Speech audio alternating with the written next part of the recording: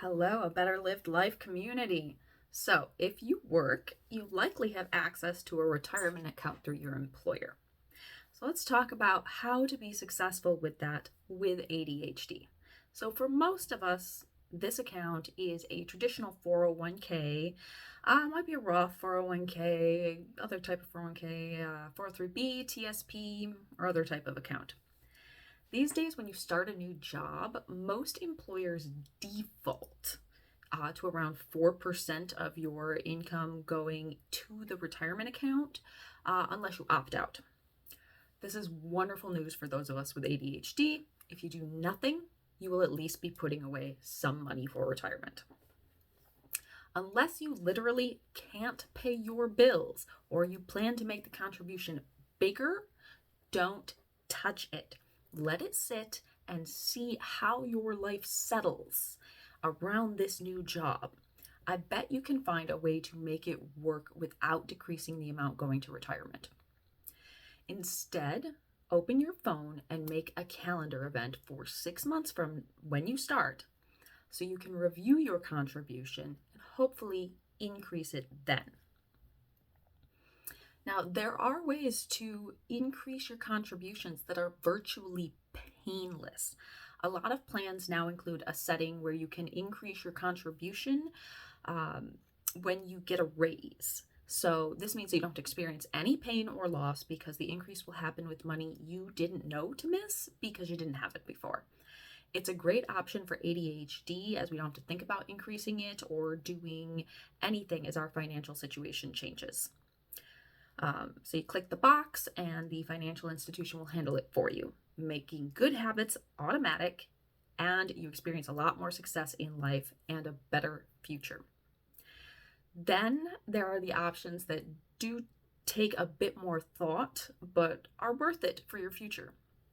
Many companies offer a match to your contribution, at least a percentage.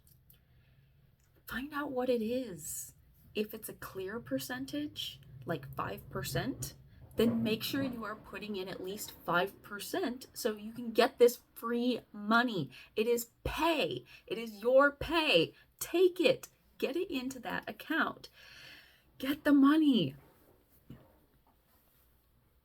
It gets more complicated if you have an employer like mine who does a voluntary match. So, in other words, we don't know what the contribution will be until after the year ends, when my employer looks over the books for the year and they decide what they're going to do. So last year we found out in January that it was going to be a 50% match to 4%, also known as 2% if you put in enough money. So in variable situations, you may just want to try to make sure you get at least enough where you're likely to get the match. Most companies, that's pretty safely, probably around 5 to 10%. But you may want to set a calendar reminder to check it out for the next year so that if it changed or if it was more than you expected, less than you expected, you can adjust accordingly. So in the US, retirement plans are tax advantaged. So depending on how it's structured, you can either save on taxes now or later. This is worth considering. So not only do you potentially get a match, this is what makes retirement savings plans beneficial for your financials during your retirement years over a standard brokerage account. Now, I'm not saying don't have a brokerage account. What I'm saying is you might want to put some money into your tax advantaged retirement account first to take advantage of any extra money your employer wants to give you and to minimize what you give Uncle Sam that you don't have to. So I am not a financial planner. So let's just be very clear on that. If you need specific advice, I strongly recommend that you hire a fiduciary planner. Don't sue me. I'm just giving general advice, best practices for beginners and those with ADHD. I do not know your financial situation. So employer plans are mostly set it and forget it, which makes them wonderful for those of us with ADHD. Do not wait until you know what you're doing or have the answers to begin. Time is the best predictor of how much money you'll have in retirement and how much you will grow for retirement.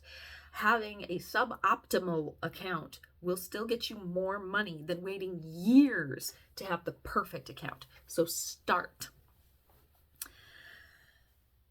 And that's due to compound interest.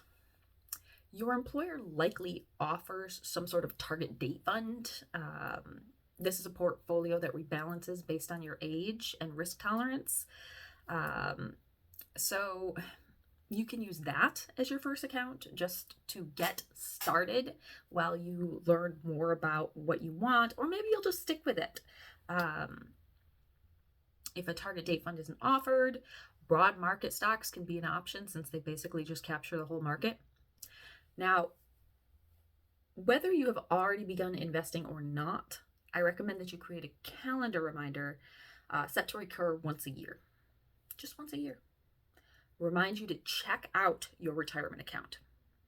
Check out your settings. If things have improved, you can increase what you contribute to your retirement. If you've learned something new, this is a great time to implement it. Change your setup, change your structure. But make sure that you are doing something and check in on it infrequently. With retirement accounts, infrequent is better so you don't have this anxiety as the market goes up and down. Generally, it's kind of gone up over the years, so just let it go up. Leave it alone. Let it do something. But one caveat. You do need to make sure you have an emergency savings account first. Without emergency savings, it may just be too tempting to take money out and face a hefty penalty when the excrement hits the fan. Protect yourself and your future with a 3 to 6 month savings account, because what you do not want to do is have this money in your savings account and then the market comes down, you lose your job, but because you have nothing in savings, you suddenly have to pull things out of your retirement account while the market's down, and you have penalties and you just lose so much money. So put your money into retirement, but make sure you also have a savings account. And the savings account should not also be in the general stock market. Again, this is general information and advice for beginners. You're going to come up with your own plan, but every major guru out there who's been doing this a long time says your emergency fund should just be in a savings account. It can be in a high yield savings account, but it should just be in a savings account so you can always access it. And then, like I said, set it and forget it. Let your retirement grow. Leave it alone. Just don't take anything out. Don't mess with it. Don't try to beat the market with your retirement account. Just let it grow. Let it grow. So, in summary, get started. Do not wait for perfection. Perfection is the enemy of done. Time is your friend if you take advantage of it for retirement accounts, and your enemy if you do not. If you don't feel like you know enough, just start with your employer plan. Just start with your employer plan. Get the match, target date funds, broad market, whatever. You can do the research once you get going. And then just let it exist. Add to it as you can. Adjust when you learn more. Good luck. Now go forth and do great things.